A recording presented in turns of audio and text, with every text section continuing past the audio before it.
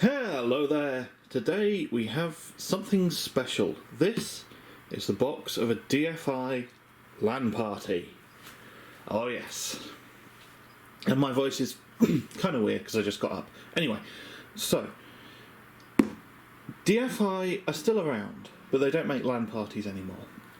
LAN parties were enthusiast motherboards. They were properly overclocking focused. They were generally considered among some of the best when they were around. Sadly, some of the key people at DFI ended up leaving, which I think is a big part of why the LanParty line ended up sadly being canned.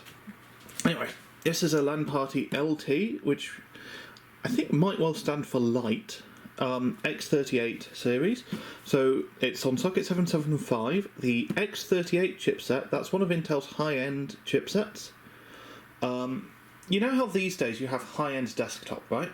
So you've got like socket 2066 these days, you know, X299 from Intel, and you've got the Threadripper stuff from AMD, and you've got a bigger socket, it's more expensive, and you've got more connectivity, right? You've got more PCI Express lanes. Now, there was a time when everything went through the chipset anyway, and you didn't have high-end desktop sockets. You had high-end desktop chipsets. So on the Intel side, X38 is one of those. Now, you did have the ultra-enthusiast things like Skull Trail or whatever it was called, I think. Was actually a dual socket system that was marketed towards enthusiasts and gamers. However, this was high end, not the top end. To my understanding, if I remember correctly, you had the X38 and the X48 chipsets, and the X38 chipsets were basically just a lower bin of the same silicon. But I think X38 also did launch first, so not sure what's up with that. Anyway, this is the box. It's quite a plain box. I don't know if this is actually the inner box, although I might well be looking at this. So here we have, there's another scan sticker. It's always scan stickers. Got our label there. LanParty LT X38 T2R, and we've got a little list of specs there. So DDR2, crucially, 2 X16 PCI Express slots, so that's 32 PCI Express lanes right there. That's more than you get on a modern mainstream desktop board. I mean, they're much slower lanes, but it's more.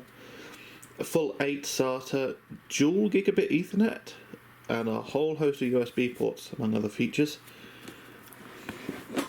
Yeah, here we are. Here is the back of the box. X38 chipset. Desktop PC platforms based on the Intel X38 Express chipset combined with you can read, I'm not going to do that to you, but this this is a DDR2 board. It says on here that the chipset supports DDR3, which it does, but not on this board, it doesn't. It supports DDR2 800 and FSB up to 1333 MHz. Now in practice, it should be able to do a lot more than that.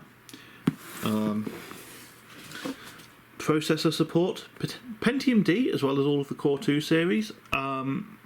So my understanding of that is that I think they might not be able to do FSB low enough to support the really old Celeron's, but otherwise anything on the socket works.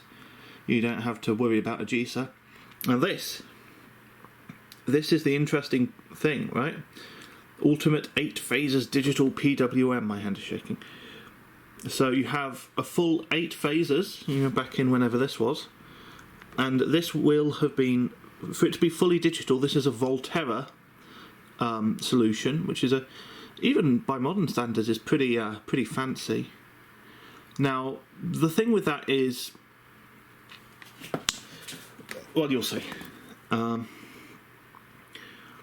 It supports either Crossfire. Oh, I see. They've got a PCIe X4 slot as well. So, when NVIDIA bought the company that came up with PhysX and started integrating it onto their graphics cards, I think that will have been around that time. what people would do is people would get an additional NVIDIA graphics card, even if they were running ATI. They would get an additional NVIDIA graphics card and use that to run the physics calculations and to run NVIDIA's PhysX software. So you would have a dedicated PhysX card in addition to any multi-GPU setup that you were doing. So that's pretty cool. They've got a slot just for that. Let's get the angle back. So we've got the lighting, we've got what I assume is a pretty high-end audio solution. I don't know about audio stuff. Dual gigabit LAN. Oh, and teaming. That's cool. So you can get 2 gigabit. Supports RAID, of course, you'd hope, with 8 SATA ports. Easy clear function, yeah. And Genie BIOS. So, DFI LAN parties were very popular among overclockers, and they were pretty good at recovering from bad settings that wouldn't boot. And a key feature that they had as well is the fact that they would save the last settings that did actually boot. So, even if you had to clear the CMOS yourself, you could just go and load the last known good settings and you'd get basically everything back. So that's a really, really cool feature. I really like using LAN parties on this platform. Now, let's open this up. So we've got a box here, which I assume has some accessories in it. Oh yes, oh yeah. So, right. That's not original. The previous owner has painted that. However, this is the chipset cooler, made by Thermalright, who are a manufacturer of aftermarket coolers. That would go on the North Bridge, keep it cool. Here we have a discrete audio card that would have... Oh, I see. So that screws into the back of your PC in whichever slot's available, and then it has a ribbon cable. This is the VRM heatsink, and you could actually bolt on an extra heatsink on top of that. A nice neon green IDE cable, I think that's for a floppy drive.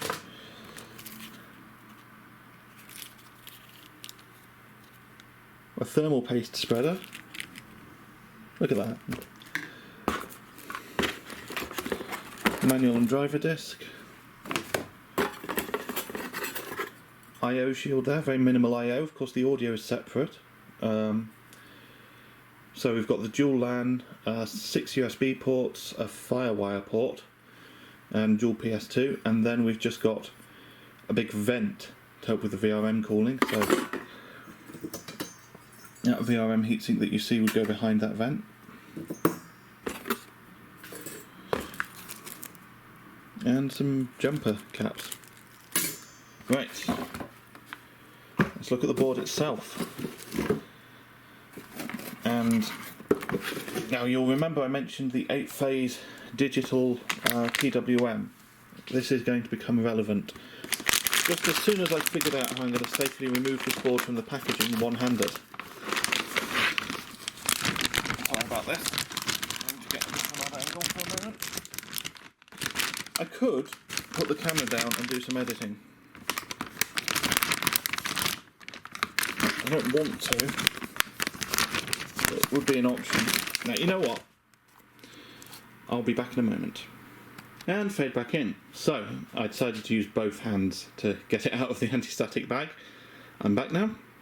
And you'll remember I was saying I'd come back to that digital PWM that was mentioned. So, here it is. It's a Volterra solution. So, we don't have any big bulk caps. We've got a load of multi-layer ceramics. Big coupled inductors here. And a socking great burn mark. Look at that. That was an issue. That happens sometimes. And that's why I picked up this board, because it was going very cheap on account of how it had kind of exploded. And then I did absolutely nothing with it because, you know, eyes bigger than the time that I actually have.